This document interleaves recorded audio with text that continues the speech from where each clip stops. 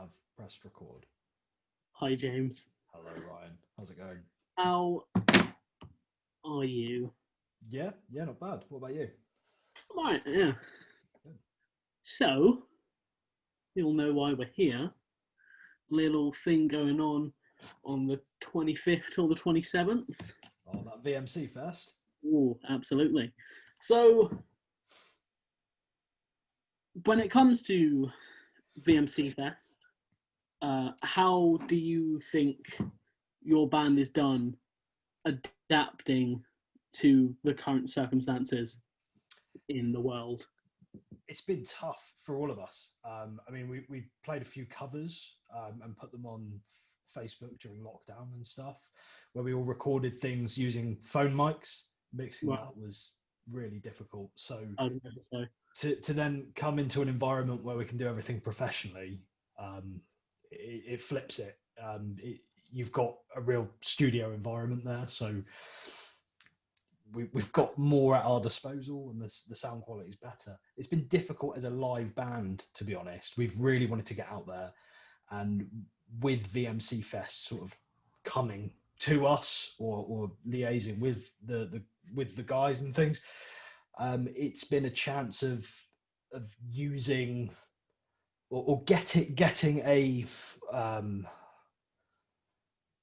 into playing in this new environment, which we're not used to. So yeah. What about you? Well, I sort of abandoned the idea of live performance when I started looking at like sound design last year, and I ended up going into trying to be a sound designer and like developing those skills. So when it came to like live performances coming to a halt, it wasn't something that I was too worried about, because I never was performing live. I was always sort of at my desk recording and things like that. So from that perspective, it hasn't really changed. But from like an output perspective, I think obviously there's a lot more eyes on things like social media and like events like this, which kind of have to take place now to fill the gap while we can't make live events where people can go to them. And I think from the perspective of the music I make, I think it works really well in those type of events, because I don't think people would want to be at a pub and listen to a soundtrack I made for a video game. But I think giving people it in an online platform would make them want to look at it and be intrigued by it, especially now when people have less to do than ever. There's an element of engagement there, isn't there? I think like you can choose to engage, or you can choose not to engage with something that's on social media. I mean, you can with a pub, but it's different in just how I would see it. You actively go to an environment to hear music, but then there's that difference of it being streamed or being pre-recorded and then put onto the internet and then taken in by the consumer. What do you think about that? I guess we sort of covered it there, but are you embracing that? I think I agree with the sentiment of being on the internet in general. People have a choice as to whether they want to digest your like content or not. And I think obviously when it comes to like performing in pubs or at events, there's not that choice necessarily, because you're there, and most of the time if you go to an event, it's because you want to go to it, if you know what I mean. Yeah. So you lose that sort of choice that the listener has.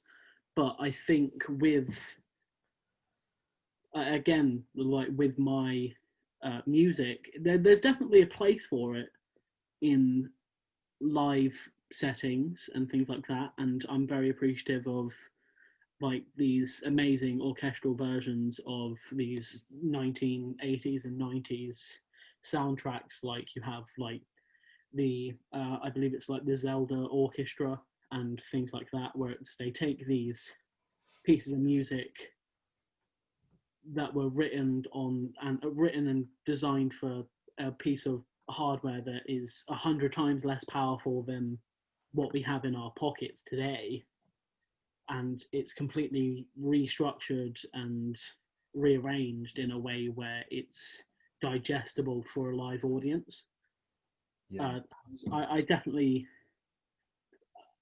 think that it's there's an option for my type of music in a like a real setting, but that's not necessarily what I'm going for. So yeah. Cool. So how was your recording process for VMC Fest? Well, there were a lot of technical problems, to be honest. With even the most rigorous planning, you can never anticipate things that happen. For example, we had an issue with my guitar player's amp. He uses a tube amp, and Right. 2 tubes went, so we had to use a college amp, and then using that college amp became problematic. But when we got through those technical issues, we played pretty seamlessly, and the quality of the recording is just amazing. I'm really pleased with how it sounds. I haven't yet seen the video. I aim to see that on Monday, and then try and piece the two together, which is like really the sort of the happening, everything coming together at that point. And I'm really excited, to be honest, just to see how it looks and sounds, because we played live together for a purpose for the first time since February, which is, that is a long old time ago now, 9 months of not having any core focus. And then VMC Fest comes along. Yes, something to do. It's like really exciting. We're doing something for a reason with an output, which it's, like I said, exciting, I guess. Yeah. Oh, sorry.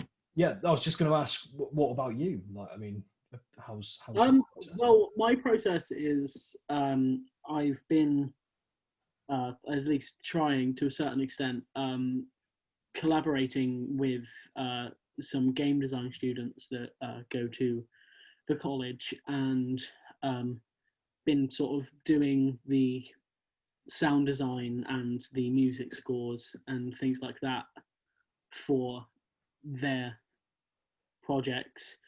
So it really, I think it sort of nails home the collaborative aspect of an event like this. And I think, going off of what you were saying there, I like knowing your band's reaction to being able to do a live studio recording, and it's like I love the enthusiasm of them sort of jumping at the opportunity, to where if you were going and doing these pub gigs every weekend and things like that, there might have been a chance that like you guys would have gone, well, maybe not, because like we have a pretty good sort of routine going with the gigs. And I think that says a lot about the event in general, where it's not necessarily something that would happen, but I'm not blind to the fact that online music events are a thing and were far before the pandemic. It's heightened them in some respects, though, hasn't it? Like you're seeing more now. And I think also, just going off what you said, we've had a chance to refine and add new tracks into our set list. So the sort of blockade that's approached being the coronavirus and the pandemic has given us the opportunity to refine some of our material, which is pretty good. But at the same time, we don't know when we're going to put it out there. So pros and cons, I guess. Sorry. I think sort of that is for anyone that is a creative type of person.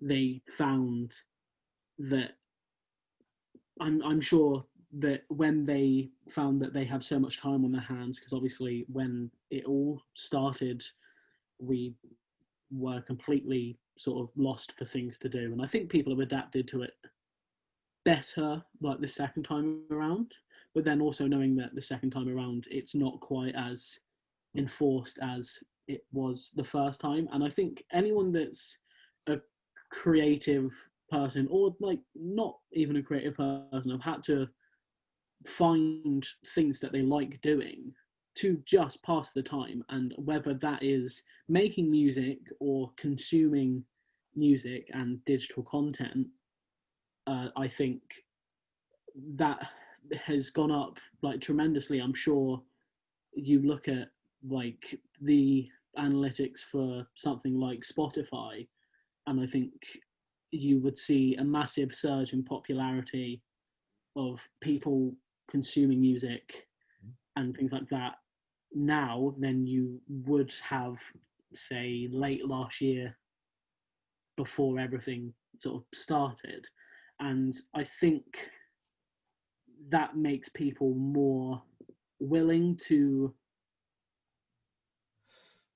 be part of this event. So it's I don't want to say it from the perspective of, oh, I'll watch it because there's nothing else to do, because everyone's time is valuable, and it's very appreciative of anyone that participates within the like 3 days. And I feel like we're all very appreciative for the people that seem to want to see the event. Yeah. So yeah. So moving swiftly on, what would you say that you guys are able to not perform per se, but would you say that the recording that you guys have done, the live studio session that you did, was sort of everything you could give in a performance? It's like, do you think you struggled to get that same energy than you would if you were performing and having people react to your performances? Yeah, absolutely. What you're saying there totally resonates with not only me as a musician, but my band in a live performing environment. I joined them quite recently, so I became their bass player in November, Right. and that's basically 2 gigs, and I've really got to absorb the environment of. It was just incredible. Like, people would be dancing to our music and really engaging.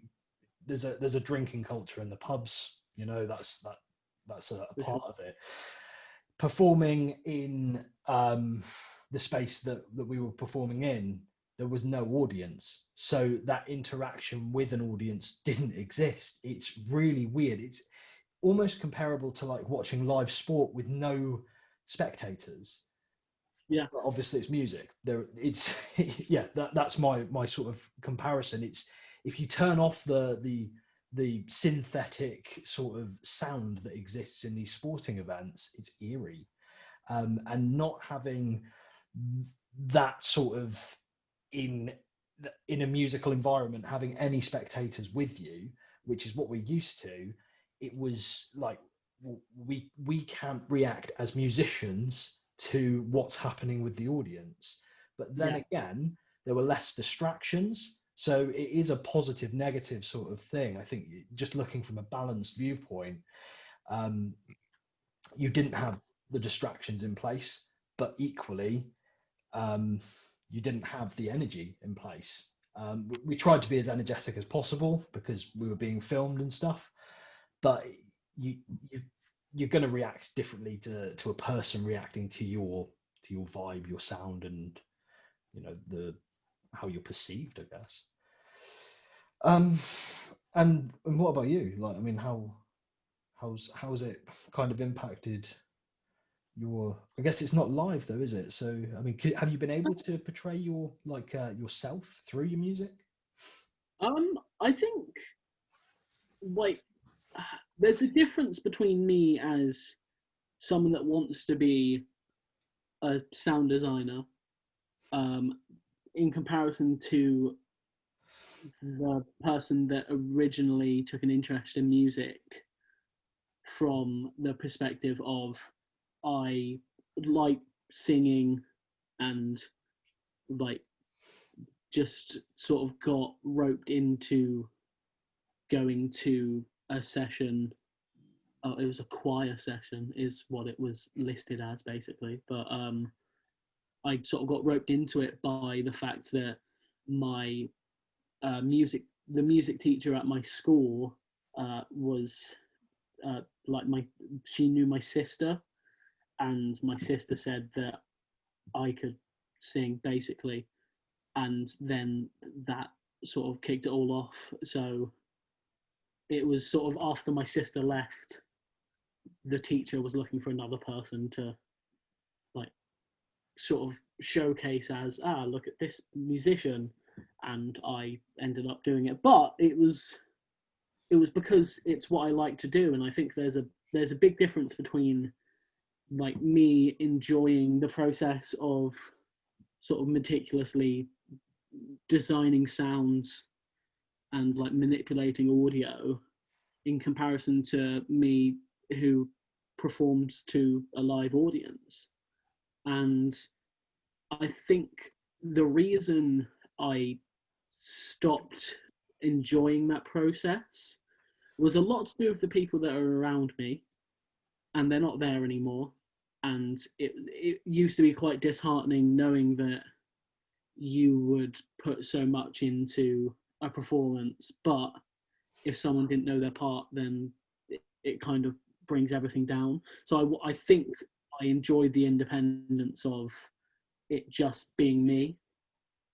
Um, but I would like to still sort of have that sort of split between me sound designing and me still putting music out there, and like not even like I just like singing, I think, is the general thing. It's like if I could perform in front of people with the same passion that I have singing in the shower, then I'm sure it'd be fantastic. But I do think that there's an air of vulnerability when it comes to performing to an audience that I don't enjoy. Yeah, you're on the spot, definitely. I feel like I am being judged, even though they're not. I'm always super critical of anything that I do, but I think that goes for most musicians. Oh, yeah, definitely. Yeah. So yeah. But I think I enjoy the sound designing process because it's just me. But I would be lying if I said I didn't want to perform, and whether that's in a musical setting or a theatre setting or something like that, I don't know. And I enjoy both of them, but then obviously everyone has different feelings about different like types of performances and events. It's like, as you said, it's like I'm sure your band would feel far more comfortable in a setting of a pub performing in front of people than they would in a recording studio, all recording one at a time, and having to be in like a booth, like and it takes the fun out of it, but then you know that it's gonna produce a really high quality product in the end. Yeah. So I think it comes down to just I do feel like I'm authentic when it comes to my sound design, but also I know that there is another side, like, of me that still enjoys performing and writing real cheesy songs about things that have happened. And I think that's the issue where I think I was so critical on myself of the quality of my music that I didn't think that it was good. Like, I know that I took down a bunch of my stuff and I'm strictly focusing on sound designing at the moment. But I do think that I want to maybe even find a way of mixing the two. That would be awesome. Like a bit crusher on a vocal. Yeah, maybe That would be a just nice. something like that. And I think that is sort of the happy medium that I'm gonna try and go for when it comes to this. I think taking the best parts of both halves to meet somewhere in the middle where I can appreciate the process of designing sounds and things like that, but also still enjoy it from me putting a bit of myself into the, not the performance per se, but the soundtrack and things like that. I guess as well, like as a vocalist, you're very it's a very personal instrument because it literally comes from you. Yeah. I guess that is as authentic as you can be, isn't it? Like, you can, yes, you can put effects on your voice and things, but it's a part of you. You're generating that noise naturally, and I think I love what you're saying. The idea of collaborating that sound design element, which you're clearly really passionate about, and the vocal side, which, I've heard you sing and stuff, and I think you've got a great voice. I'd love to hear them together. Like, I think it would be great. I think it's a really cool idea and something to look out for in the future. Can I just ask, like, your process with writing as well? I know we kind of touched on it a bit. Have you been given the game first, and then are you designing sound? It was supposed to be that way, but given a bit of a delay in receiving the footage, I've sort of taken it upon myself to start writing based off of what I kind of know that I'm writing for, but then I'm sure things will get changed and things will get switched over once I actually have the footage. But no, when it comes to writing, I do a lot of research by playing games and stuff like that, and it's great because I can call it research. I'm in the wrong business, man. Yeah, I know. But I think I do listen and sort of digest a lot of that type of music, that very sort of late 80s, early 90s, 8 to 16-bit sort of crushed to absolute death to fit it onto a cartridge that's this big, like that type of sound. And I really have enjoyed the process of learning about how it is made. And when it comes to me, like, writing, I always want to sort of start with trying to get like a melody or something like that, and then after that, sort of find the chords that are in the key that fits with the melody, and then try and make 3 or 4 sort of distinct sections of the of the track, because when it comes to that type of music and the type of thing that I'm writing for, it doesn't necessarily have to. It's not like it doesn't have to have like a beginning, middle, and end, because it's very dependent on like the player, on how long it's going to take for the music to stop playing. Because if you're playing a level that could be completed in 3 minutes, okay, cool, you can have a really cool 3-minute piece. But there could be people that it takes 10 minutes, and you still need that constant sound to accompany what it is that they're playing and doing. So when it comes to structuring my work, I really try focus on arranging those specific 8 to 16 bar sections to make it as not repetitive as possible.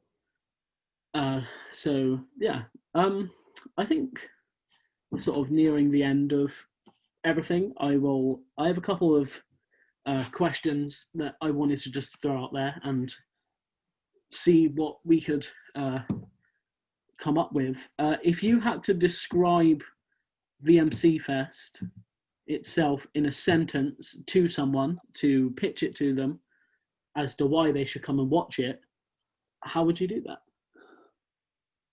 That is, I'm going to try. So I would say VMC Fest is an online collaborative festival of awesomeness.